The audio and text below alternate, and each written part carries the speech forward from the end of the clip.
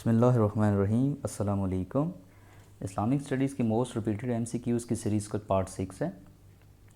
Part 4 اور 5 میں ہم نے نبی علیہ السلام کی برتھ ٹو پرافٹ ہوڈ کے امپورٹنٹ ایم سی کیوز کو ڈسکس کیا تھا۔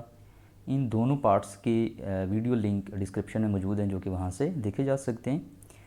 آج کی اس ویڈیو میں ہم نبی علیہ السلام کی نبوت اور مکی زندگی کے جو امپورٹنٹ ایم سی کیوز ہیں ان کو ڈسکس کریں گے۔ تو ہمارا آج کا جو ٹاپک ہے وہ ہے پرافٹ ہوڈ اینڈ مکی لائف۔ جب نبی علیہ السلام کو نبوت ملی تو اللہ کی طرف سے وحی کا نزول ہوا۔ پہلی جو ریویلیشن ہے، جس وقت پہلی ریویلیشن نازل ہوئی تو نبی علیہ السلام کی جو عمر مبارک تھی وہ 40 سال تھی، اور یہ 610 AD ہے، وہ سن عیسوی ہے، 610 سن عیسوی۔ ریویلیشن کے وقت نبی علیہ السلام غار حرا میں تھے، اور یہ جو غار حرا ہے یہ مکہ میں جبل نور میں واقع ہے۔ جبل نور، غار حرا جو ہے یہ کعبہ سے 2 مائلز کے فاصلے پر ہے۔ اسی طرح ایک اور غار ہے جو کہ بڑی مشہور ہے، غار سور، وہ کعبہ سے 5 مائلز کے فاصلے کے اوپر ہے، 5 مائلز۔ تو پہلی وحی میں قرآن کی پہلی 5 جو آیات تھیں وہ نازل ہوئی ہیں، اور یہ سورہ الگ تھی، فرسٹ 5 ورسز آف سورہ الگ۔ تو نبی علیہ السلام کے اوپر جس وقت یہ وحی نازل ہوئی تو نبی علیہ السلام اپنے گھر تشریف لائے، اور یہ سارا جو واقعہ تھا وہ حضرت خدیجہ رضی اللہ تعالیٰ کے ساتھ ڈسکس کیا تھا، اور حضرت خدیجہ رضی اللہ تعالیٰ نے آگے پھر اپنے کزن ورقہ بن نوفل، تو یہ ورقہ بن نوفل کے ساتھ جا کے یہ سارا جو بات جو نبی علیہ السلام کی سنی تھی وہ ڈسکس کی تھی۔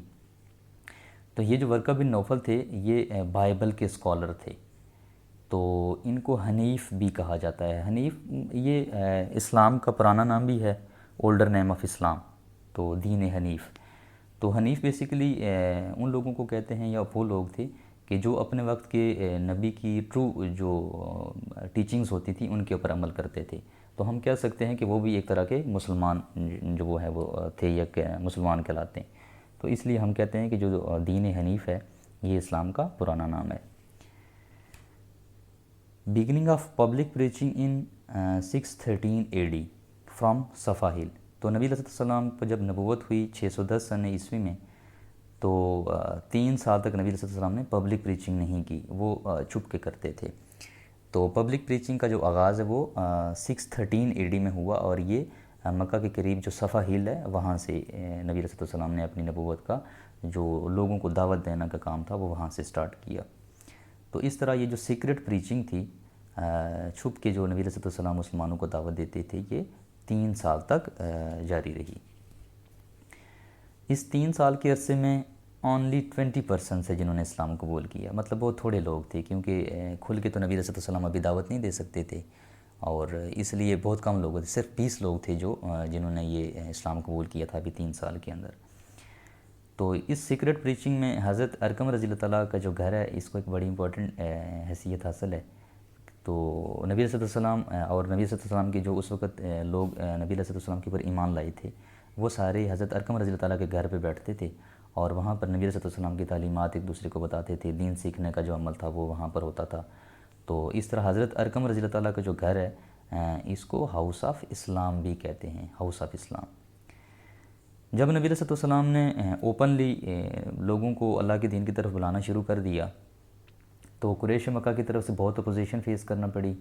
انہوں نے ہر ممکن مسلمانوں کو کوشش کی کہ اس کام سے روکا جائے، اور جو لوگ اسلام قبول کرتے تھے تو ان کو بہت وہ ٹارچر کرتے تھے، بہت تنگ کرتے تھے، بہت اذیتیں دیتے تھے۔ تو اتنی زیادہ اذیتیں کہ نبی علیہ السلام نے اپنے جو صحابہ تھے ان کو مکہ سے حبشہ کی طرف ہجرت کی اجازت دی۔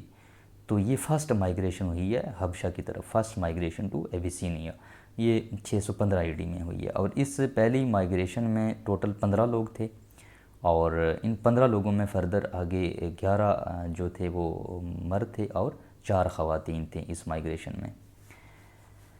حبشہ کی طرف یہ سیکنڈ مائیگریشن ہے، سیکنڈ مائیگریشن ٹو ایبیسینیا، یہ 1 سال بعد ہوئی 616 عیسوی میں، اور اب اس میں لوگوں کی تعداد زیادہ تھی، اس میں ٹوٹل 101 آدمی تھا، اور اس میں 80 جو ہیں وہ مرد تھے 18 اس میں خواتین تھیں اور 3 بچے تھے. تو اس طرح یہ ٹوٹل ملا کے 101 کا فگر بنتا ہے جو سیکنڈ مائیگریشن ہے.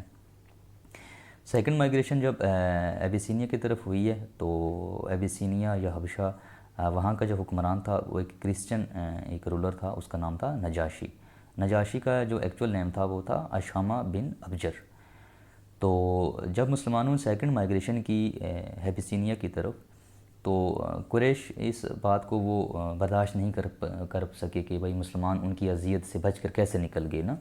تو انہوں نے ایک ڈیلیگیشن یہاں سے تیار کیا اور ان کی یہ ذمہ داری لگائی کہ آپ جا کے نجاشی کے ساتھ بات کریں اور ان کو کہیں کہ یہ جو لوگ ہیں یہ ہمارے دین کے بھگوڑے قسم کے لوگ ہیں, تو ان کو آپ ہمارے حوالے کریں.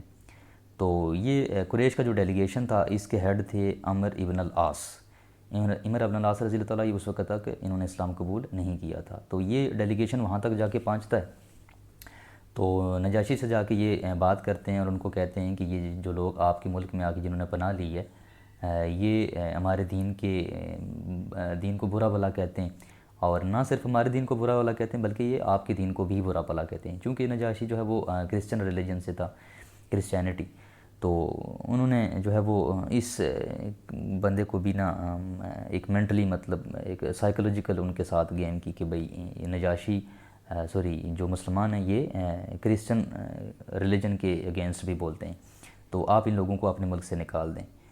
تو نجاشی نے جب یہ سنا تو اس نے کہا کہ بھئی میں ان لوگوں سے ملنا چاہتا ہوں, ان کی بات سننا چاہتا ہوں کہ وہ کیوں آئے ہیں, وہ کیا کہتے ہیں. تو نجاشی نے مسلمانوں کو بلایا, سارے مسلمان جو تھے وہ نجاشی کے دربار میں حاضر ہو گئے اور نجاشی نے مسلمانوں سے حضرت عیسیٰ علیہ السلام کے بارے میں پوچھا کہ آپ کا جو دین ہے یا آپ کا جو نبی ہے وہ حضرت عیسیٰ علیہ السلام کے بارے میں کیا کہتا ہے. تو اس کے اوپر حضرت جعفر بن ابی طالب, ٹھیک ہے, حضرت جعفر بن ابی طالب یہ حضرت علی رضی اللہ کے بھائی تھے. تو انہوں نے سورہ مریم کی جو ورس نمبر 19 to 32 ہے, 19 to 32 یہ اس کی تلاوت فرمائی تھی, جس کے اندر اللہ کی ذات جو ہے وہ حضرت عیسیٰ علیہ السلام کے بارے میں بیان فرماتی ہے. تو جس وقت نجاشی نے یہ ساری سنی, یہ آیات سنی, تو اس وقت اس نے کہا کہ یہ جو ان آیات کے اندر جو چیز بیان کی ہوئی ہے اور جو بائبل کے اندر ہے ان کے اندر کوئی بھی فرق نہیں ہے, تو اس لیے میں آپ کو ان لوگوں کو آپ کے حوالے نہیں کروں گا. تو اس طرح یہ جو ڈیلیگیشن تھا جس کے ہیڈ تھے عمر ابن العاص رضی اللہ تعالیٰ, یہ وہاں سے ایسے ہی واپس لوٹ گئے. اگر آپ لوگوں نے ابھی تک چینل کو سبسکرائب نہیں کیا تو چینل کو سبسکرائب کر دیں اور ساتھ میں بیل آئیکن کو پریس کر دیں تاکہ ہر نئی آنے والی ویڈیو کی نوٹیفیکیشن آپ کو مل سکے. Boycott of Quraish in 616 AD, یہ قریش مکہ کا ایک اور ان کی ایک چال تھی کہ مسلمانوں کو اسلام سے وہ باز رکھیں, مسلمانوں کو اسلام کی تعلیمات سے یا باقی لوگوں کو جو ایک دعوت کا سلسلہ چلا ہوا تھا وہاں سے ان کو روکا جا سکے. تو قریش مکہ کے سارے لوگوں نے جو قبائل تھے انہوں نے مل کے ڈیسائیڈ کیا کہ مسلمانوں کا بائیکاٹ کیا جائے, اور یہ 616 AD میں ہوا تھا, 616 AD میں. اور جس وقت یہ بائیکاٹ ہو گیا تو مسلمانوں نے شب ابی طالب, یہ ایک جگہ ہے بالکل مکہ کے قریب, تو وہاں پر جا کے مسلمانوں نے 3 سال گزارے تھے شب ابی طالب میں. اسلام آف عمر رضی اللہ تعالیٰ ان 616 AD, تو 616 AD میں چلے شب ابی طالب کا ایونٹ بھی ہوا, لیکن اس کے ساتھ ایک بڑی امپورٹنٹ بات تھی حضرت عمر رضی اللہ تعالیٰ کا اسلام قبول کرنا. تو جس وقت عمر رضی اللہ تعالیٰ نے اسلام قبول کی تو اس وقت یہ دو ڈیفرنٹ فگرز ملتے ہیں 27 اور 33 ایئرز, کہ ان کی جو عمر تھی وہ 27 ایئرز تھی یا 33 ایئرز تھی. تو عمر رضی اللہ تعالیٰ جو ہیں وہ بنو عدی سے بلانگ کرتے تھے, یہ ان کا قبیلہ کا نام ہے بنو عدی. عمر رضی اللہ تعالیٰ کے اسلام قبول کا جو واقعہ کہ نعوذ باللہ عمر رضی اللہ تعالیٰ جو تھے وہ نبی علیہ السلام کے قتل کی نیت سے جا رہے تھے. تو رستے میں کسی نے بتایا کہ آپ پہلے اپنے گھر پہ تو جائیں, اپنی بہن اور اپنا جو بہنوئی ہے ان کی تو آپ خبر لیں کہ وہ کیا کہتے ہیں. تو جس وقت عمر رضی تعالیٰ جو ہیں وہ اپنے گھر پہنچتے ہیں تو انہوں نے دیکھا کہ ان کی جو بہن تھی ان کا نام تھا فاطمہ رضی اللہ تعالیٰ, وہ قرآن پڑھ رہی تھیں, کچھ اندر پڑھ رہی تھیں. تو انہوں نے جب سنا تو وہ گھر میں داخل ہوئے, بہن کو بھی مارا, بہنوئی کو بھی مارا, ان سے پوچھا کہ آپ کیا پڑھ رہی ہو. تو اس وقت جو ہیں ان کی جو بہن تھی حضرت فاطمہ رضی اللہ تعالیٰ یہ سورہ طٰہٰ کی جو ہے ریسیٹیشن کر رہی تھیں, تلاوت فرما رہی تھیں. تو یہاں سے بعد میں پھر جب عمر رضی اللہ تعالیٰ اسلام قبول کرتے ہیں تو یہ 616 AD کا جو ہے وہ سن تھا. Boycott of Quraish ended in 619 AD. تو یہ جو بائیکاٹ تھا یہ 616 میں سٹارٹ ہوا تھا اور 619 میں ختم ہو گیا تھا، 619 سن عیسوی میں. Truce of boycott was eaten by termites hanged at the door of Kaaba. یہ بھی ایک بڑی اللہ کی طرف سے ایک بات ہوئی تھی کہ جتنے بھی قریش کے جو قبیلے تھے جنہوں نے یہ بائیکاٹ کا معاہدہ لکھا تھا، تو انہوں نے ایک پیج کے اوپر لکھ کے اس کو کعبہ شریف کی جو دروازہ تھا اس کے ساتھ انہوں نے لگا دیا تھا، بس یاد دہانی کے لیے، تاکہ کوئی بھی بندہ اسے نا اس کے اگینسٹ نہ جائے یا اس کے اوپر عمل صحیح طریقے سے نہ کرے.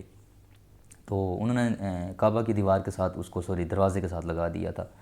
تو لیکن یہ 3 سال کے بعد نا اس کے اوپر اللہ کی ذات کی طرف سے یہ ٹرمائٹس کا ایک ایفیکٹ آیا تھا، دیمک کا، تو وہ بالکل اس کے اوپر جو رائٹنگ تھی وہ بالکل ختم ہو گئی تھی 3 سال کے بعد.